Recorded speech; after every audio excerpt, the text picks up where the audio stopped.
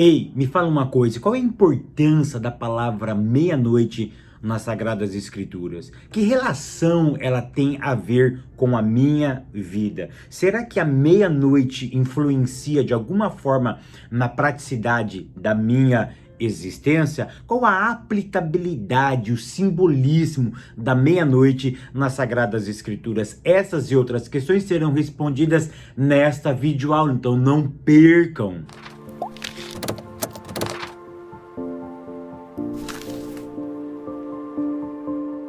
A paz, queridos, que bom estarmos aqui novamente no nosso programa semanal da Escola Bíblica Dominical e hoje para fazermos o encerramento do terceiro trimestre de 2020 que tem como título Princípios Divinos para Superarmos Momentos de Crise. Para quem não me conhece, eu sou o pastor Fábio Segantin. Se você é novo aqui no nosso canal, não perca essa oportunidade, porque aqui do lado tem um botãozinho vermelho onde você pode se inscrever no nosso canal, porque toda semana tem vídeo novo. E se você é um inscrito, você recebe o nosso vídeo em primeira mão. Maravilha? E não esqueça também, tá? De compartilhar esse vídeo, de curtir. Tá vendo esse joinha aí? É muito importante você dar um like aí pra nós, tá bom? Isso é muito importante porque o YouTube entende que esse conteúdo é bom, é relevante e ele vai notificar outras pessoas acerca deste conteúdo. É uma forma de você estar evangelizando também. Maravilha?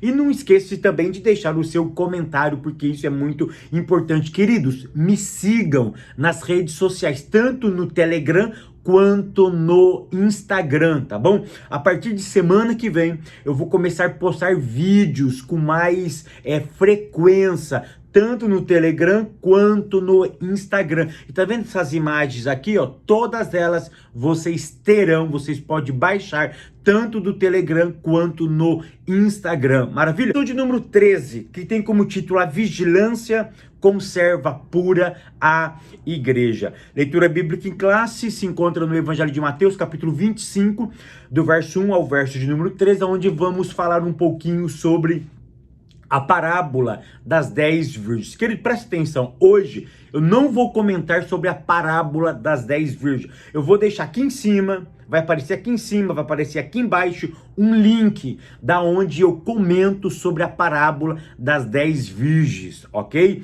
Uma parábola profunda que você vai ficar surpreendido, aonde eu desmistifico esse monte de informações que vocês receberam acerca da parábola das 10 virgens, que são informações erradas, que são informações desconectadas com a cultura judaica, porque essa parábola fala sobre o casamento. Então, nesse vídeo, eu explico sobre como funcionava o casamento judaico, quais são as informações do casamento que apontam para a vinda do Messias, e eu falo também sobre as lâmpadas, e eu informo nesse vídeo que as lâmpadas não significa ser cheio do Espírito Santo. A ideia é uma outra, o significado é outro, ou seja, tem uma outra visão. A parábola, as lâmpadas acesas, ok? Dessa parábola. Mas hoje eu quero falar um pouquinho sobre a importância da palavra meia-noite. A primeira coisa que eu quero dizer para vocês é o seguinte, que meia-noite na Bíblia não significa o início de um novo dia. Tá? A nossa revista trouxe esse conceito e esse conceito está divorciado das Sagradas Escrituras. As Sagradas Escrituras nunca trabalhou a ideia, tá, da palavra meia-noite ser atrelada a um novo dia. Tão verdade é que a Bíblia era um contexto judaico. A Bíblia foi escrita por judeus, para judeus. Ok? A tese é essa. E dentro da cultura judaica, a tradição judaica não tem a ideia de que o novo dia começa pela meia-noite. Isso é tão bíblico que no livro do Gênesis, a tradição bíblica, ela diz que o dia, ela começa na viração, ou seja, foi manhã e tarde, primeiro dia, manhã e tarde, segundo dia, manhã e tarde, terceiro dia, ou seja, o dia judaico, ele começa ele começa entre o pôr do sol, ou nascer do sol, e o seu pôr do sol. Por exemplo, os judeus não contam o dia como nós contamos, tá? Eles contam diferente, nós contamos de meia-noite, tá? E 1 segundo até meia-noite do outro dia, ou seja, cada meia-noite fecha 24 horas. Os judeus não. Os judeus contam com o pôr do sol, ou seja, o sol se põe, começa um outro dia, tá? Aí o sol aparece, começa um outro dia. Ou seja, a ideia dos judeus é diferente da nossa. Então, por isso, não podemos ter a ideia de que meia-noite se começa um novo tempo, uma nova época, ok? O dia não são contados nessa mentalidade, porque essa mentalidade é ocidental. Então eu quero trazer para vocês a primeira vez que aparece a palavra meia-noite nas Sagradas Escrituras. E você sabe o que significa a palavra meia-noite? A palavra meia é tão interessante que a palavra meia ela tem a ideia de dividir. É aquilo que divide. Porque a palavra meia em hebraico pode ser hatsa. Hatsa significa aquilo que divide. Pode significar também viver metade, ou seja, viver uma vida pela metade. Ok? Ele não completou o ciclo da vida. A vida foi interrompida pela metade. Ok? Uma outra ideia da palavra meia nas Sagradas Escrituras é a palavra hetze. Hetze significa flecha, mas é a flecha que divide. É a flecha que parte algo no meio. É a flecha que põe dois lados, que pega a mesma coisa e divide aquilo. Então, essa que é a ideia da palavra meia na Bíblia, aquilo que divide. E a palavra noite em hebraico é laila, tá? Isso vem lá do livro do Gênesis, laila tov, boa noite. Mas a palavra somente laila em hebraico, ela pode significar na tradição judaica um demônio noturno, tá? Um ser que atormenta as pessoas na noite. Porque Laila, dentro da tradição judaica, tem a ideia de escuridão, de trevas, tá? O caos está na escuridão. O caos está em Laila. E daí deriva-se a palavra Lilith, ou seja, que é um demônio noturno. Ou seja, o que vocês têm que entender é o seguinte, que na meia-noite existe algo que divide. Existe uma guerra, existe uma luta, existe algo que divide. A vida pode ser interrompida à meia-noite. Mas é tão interessante que agora que você entendeu o conceito da palavra meia-noite, sabe onde aparece a primeira vez a palavra meia-noite na Bíblia? No livro do Êxodo, capítulo 11 e verso 4. Olha o que diz Êxodo 11, verso 4. Hoje eu vou ler um pouquinho mais a Bíblia com vocês. Diz assim o verso 4 do livro do Êxodo, capítulo 11. E disse mais Moshe: assim diz Adonai, tem dito, à meia-noite eu sairei pelo meio do deserto. Ou seja, qual é o horário que Deus vai sair? Meia-noite. Ou seja, na meia-noite ele vai sair. Ou seja, quando as coisas vai ser dividida. Quando meninos deixam de ser meninos e passam a ser homens. Ou seja, quando Deus vai dividir, quando Deus vai realmente separar meninos de homens, de anjos e de demônios. Ou seja, é tão interessante que na meia-noite Deus vai sair. Para quê? É tão interessante que o capítulo de número 12 e verso de número 29 do mesmo livro do Êxodo, ele traz essa ideia. Olha o que diz o verso de número 29. E aconteceu à meia-noite que o Senhor feriu todos os primogênitos na terra do Egito, desde o primogênito de Faraó, que se assentava no seu trono, até o primogênito do cativo, que estava no cárcere, e todos os primogênitos dos animais. Ou seja, o que Deus saiu para fazer à meia-noite? Para libertar o seu povo. Então, a primeira vez que aparece a palavra meia-noite nas Sagradas Escrituras, tem a ideia de um tempo de redenção para Israel. Ou seja, o que significa meia-noite na tradição judaica, Fábio? Pode significar um tempo de redenção, um tempo onde Deus sai para libertar o seu povo. Ou seja, foi à meia-noite que Deus sai para libertar o povo, a nação de Israel. Um segundo conceito, ou continuando no conceito de libertação, meia-noite é um tempo de libertação, porque meia-noite tem tudo a ver com o demônio, tem tudo a ver com a prisão. Meia-noite tem tudo a ver com aquilo que oprime, aquilo que massacra, aquilo que tira a tua paz, aquilo que divide. Então, à meia-noite, Deus sai para libertar. E olha o que diz no livro do Juízes, capítulo de número 7 e o verso de número 19. Vai falar a história de um outro personagem bíblico, tá? De Gideão. Verso 19 diz assim: chegou, pois, Gideão e 100 homens. Gideão com mais 100 homens, que com ele ia ao extremo do arraial, ao princípio da vigília da meia-noite. Havendo-se já posto as guardas, e tocaram as buzinas, e partiram os cântaros que tinha nas suas mãos. O que Gideão faz à meia-noite com 100 homens? Libertação. Ou seja, ele liberta aqueles que estavam cativos. Ou seja, à meia-noite tem a ideia de libertação, de redimir, de redenção.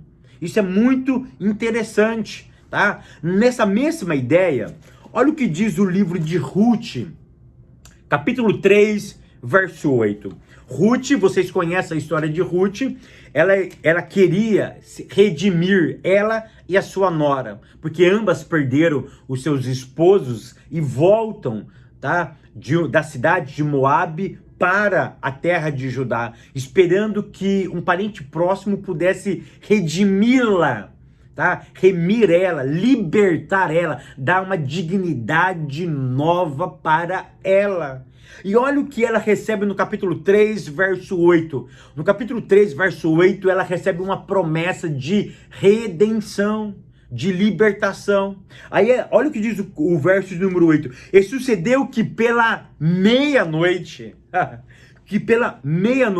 o homem estremeceu e se voltou, e eis que uma mulher jazia aos seus pés. E disse ele: quem és tu? E ela disse: sou Ruth, tua serva.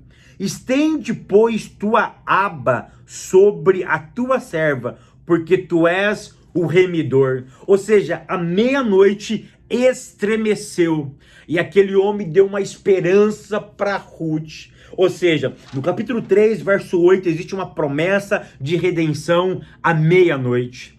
Querido, meia-noite, eu sei que na cultura bíblica tem um demônio. Na cultura bíblica existe algo que aprisiona. É por isso que o salmista diz que para Deus nos livrar da seta que voa ao meio-dia. Ou seja, a ideia é que sempre na metade de alguma coisa existe uma seta voltada para nós. Então, olha que interessante. É claro que o mal ele não tem tempo para operar. Na tradição bíblica, lá ele opera à noite. Na tradição bíblica, o mal opera pelo dia também, tá? Mas a ideia do meio, da meia-noite, do meio-dia, significa aquilo que divide. Mas na tradição bíblica, noite é aquilo que aprisiona, aquilo que segrega, aquilo que vai dividir vidas. Ou seja, então é nesse tempo que Deus opera, é nesse tempo que Deus liberta Israel, é nesse tempo que Deus faz uma promessa para Ruth. E a meia-noite pode ser um tempo também de confusão. Por que eu digo isso? Porque o nosso tema é vigilância. conserva pura a igreja. O que é o vigilante, a sentinela? É aquele que fica atento a tudo e a todos. E é tão interessante que no primeiro livro dos Reis, capítulo de número 3 e verso de número 20, diz que à meia-noite, naquela confusão, aconteceu algo inusitado. Olha o que diz o verso de número 20. E levantou-se à meia-noite e me tirou meu filho do meu lado, dormindo a tua serva, e deitou no seu seio, e o seu filho morto deitou no meu seio. Ou seja, aqui é aquela história clássica de que o filho de uma mulher morre e ela vai lá e troca os bebês, coloca por exemplo, eu tenho um bebê que morreu. O que eu faço? Eu troco esse bebê. Eu pego o vivo para mim e coloco morto naquela mulher, porque naquela noite aquela mulher estava dormindo. Ela não percebeu a troca na meia-noite. Então meia-noite pode ser um momento de confusão.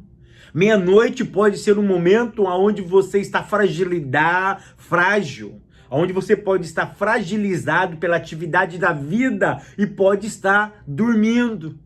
E à meia-noite, enquanto você está frágil, presta atenção, pode acontecer coisas que você não tem controle absoluto.